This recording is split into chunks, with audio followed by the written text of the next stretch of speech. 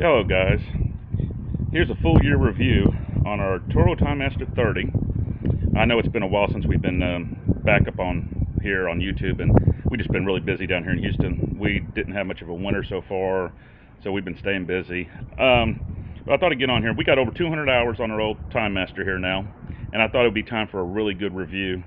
As you can see, she's still standing, but today is Saturday, and I had to do what some people have talked about before, and I really didn't want to have to do it, but time told me I had to do it, and plus the mower stopped moving.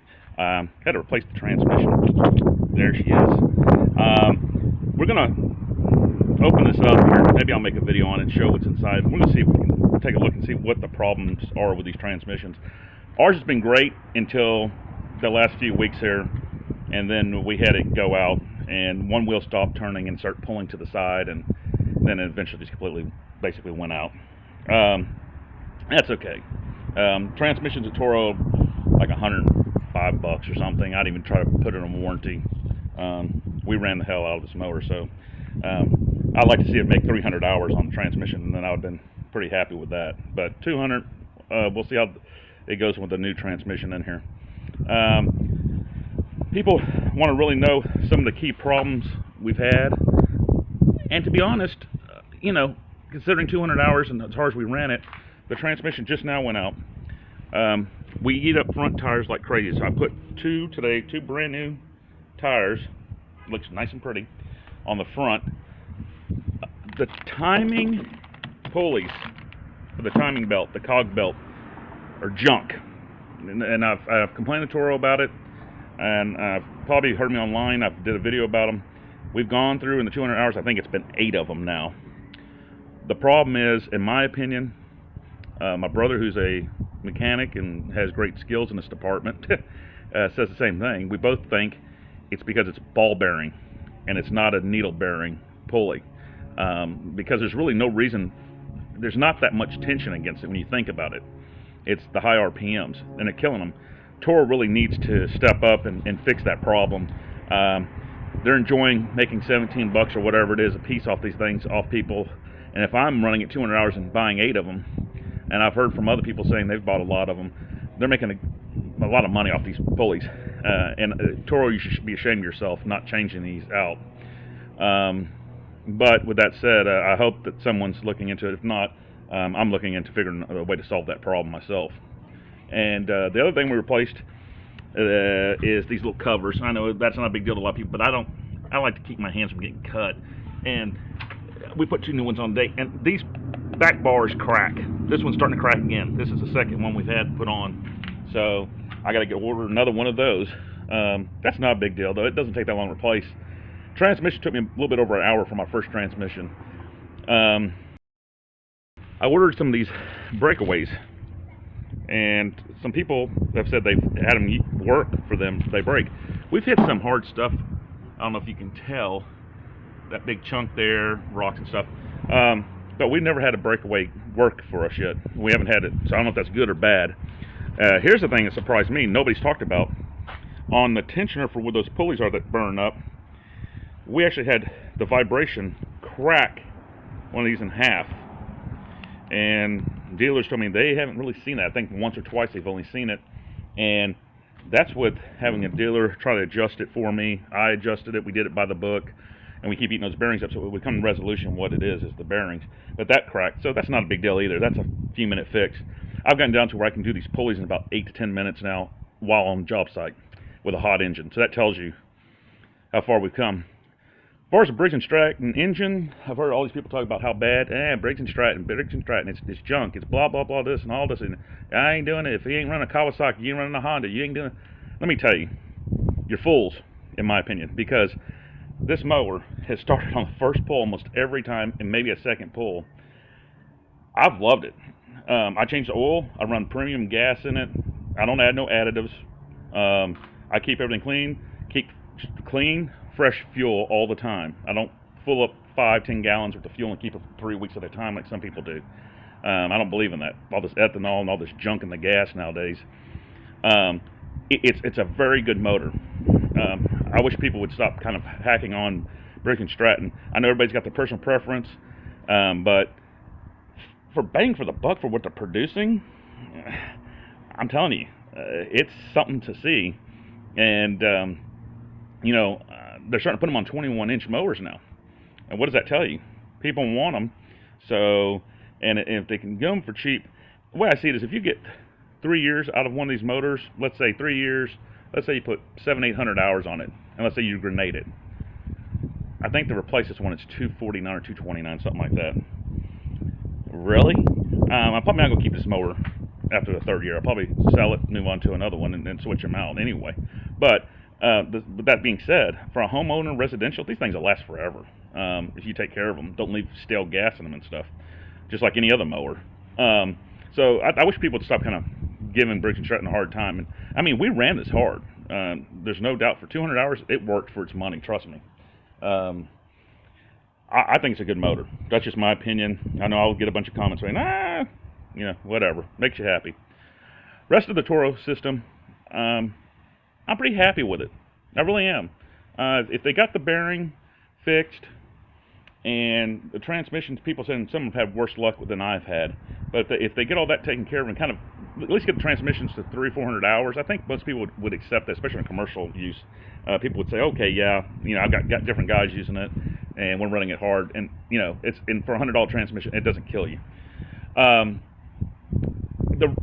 total rating over it, though, as it stands with the little problems it has and stuff like that, I give it a rough 8, to be honest, 7.5 to an 8. If they fix the transmission, the bearing stuff and all that stuff, and made it where it lasts a lot longer and a lot less little knick-knack crap like that, and they fix these little stupid things like this on the side over here for the levers and stuff, if they fix that stuff, I'd give it a solid 9, a real solid 9. It's got its applications, guys. Weekly lawns, it's awesome. You can do it with every 2-week lawns, but you've got to use it and use it and try different things with it. You can't just go out. I see these people trying to mow 2.5-foot grass, and they got everything. They're trying to mulch it. They got this blocked off, and they got the back end low and the front end high, and all these goofy ideas. I don't know what they're coming up with. Common sense, people. Just use a little common sense, and the mowers will do great for you. Not this somebody. Several people have asked me through the season here, are you going to buy you another one?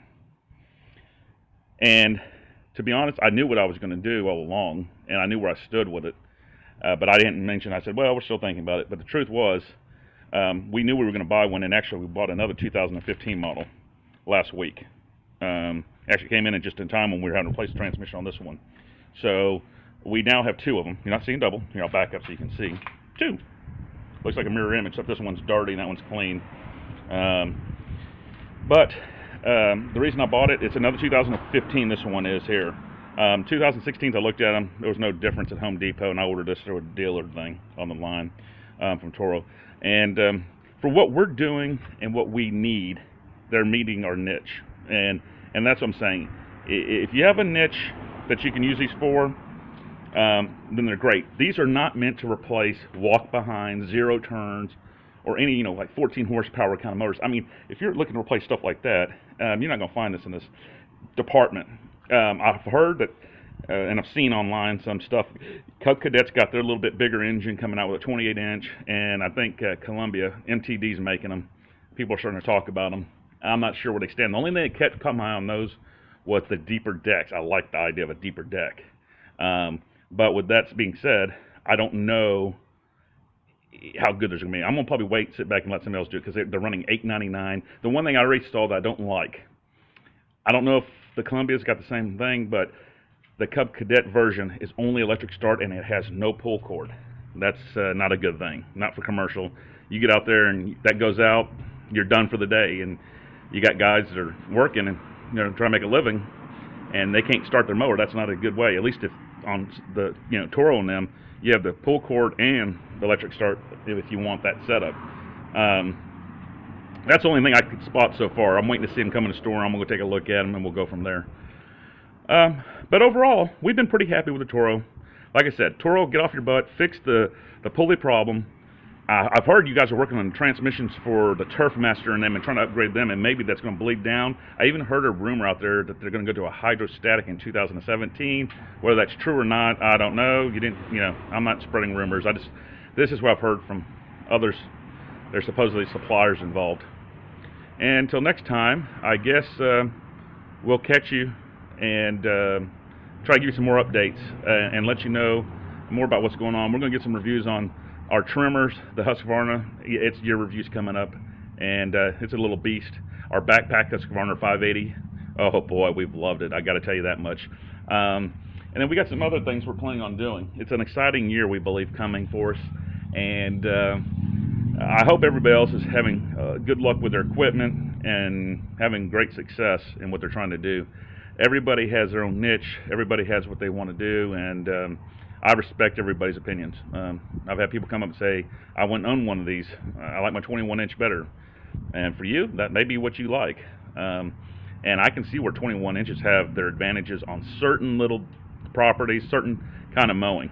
And then I've heard people say, I'd just rather have a 32-inch walk behind.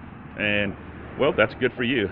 Well, I like that I can take two of these and put them in the back of my pickup truck along with my equipment and not have to have a trailer and have room to put trash bags if I want, etc. in a big toolbox. It's really nice. And I can fit in behind gates of any size pretty much. And even the gates that are too small for a 30-inch, you can turn them sideways, pull up the handle, and slide in. It's really nice.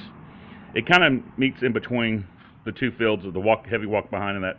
But once again, you know, you need a walk behind if you're doing big commercial properties or apartment complexes and stuff like that. Don't be fooled. Anyway, would I suggest this to anybody? Sure. Residential, you probably won't have any problems. You'll be able to mow, keep the gas changed just like you do any mower, and they'll run fine. People who are in commercial use, you better be mechanically inclined a little bit at least. You got to be not scared to yank a transmission out or to change these pulleys out. And if you're not mechanically inclined, then you might want to look at something else, maybe a bigger walk behind. But even then, those break down too, and you're going to have to find someone to help you with it. I appreciate you watching the video. Sorry this one ran a little bit longer, but I want to give a little bit more heads up of what was going on and what we were really thinking about the Toro. And usually my videos are about 2 to 3 minutes long max. And but today I decided I'd give a little bit more of a heavier review. So until next time, we'll see you, and have a good weekend, and hope your spring brings you lots of good mowing and happy landscaping. Have a good one. Thanks.